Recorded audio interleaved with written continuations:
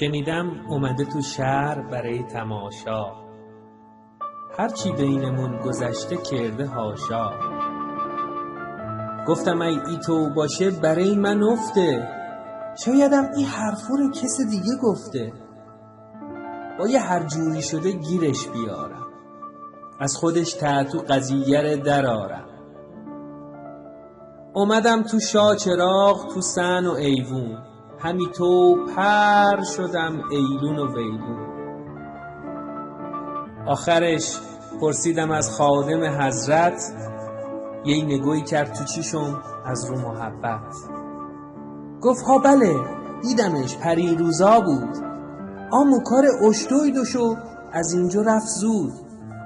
پشو دنبالش بگرد نشین مردد، سید علاءالدین حسین سید میر محمد. ندیدیش ای او دو جوهی دیگم هست، برو سید آج قریب ازش نکشته است. اگه اون جام ندیدیش برو زیر قرآن، چرا معطل میکنی بدو همی الان. افتادم خلاصه هم تو به تکاپو، سر قبر شاه شجاع و قبر خواجو. بعدشم نوبت خاک عارفون بود، تربت شیخ خفیف و روزبهون بود. 7 تنون و 40 تنون بناتوونی، هر جا رفتم ندیدم ازش نشونی.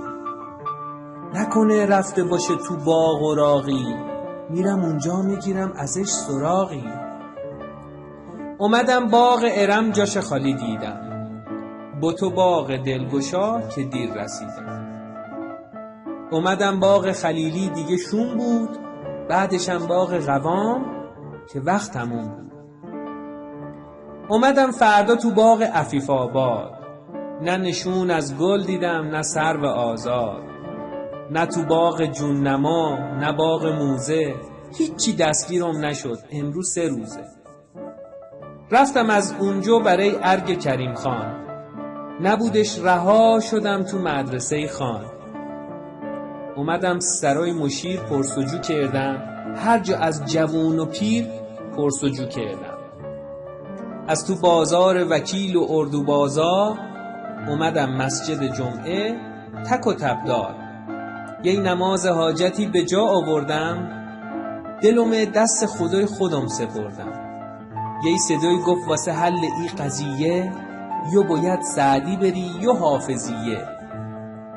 پیش خواجه رفتم و با 100 تمنا، گفتمش از تو میخوام حل معما. تو فالم گفت که اقد نکن سماجت، او از دل بریده برو به سلامت.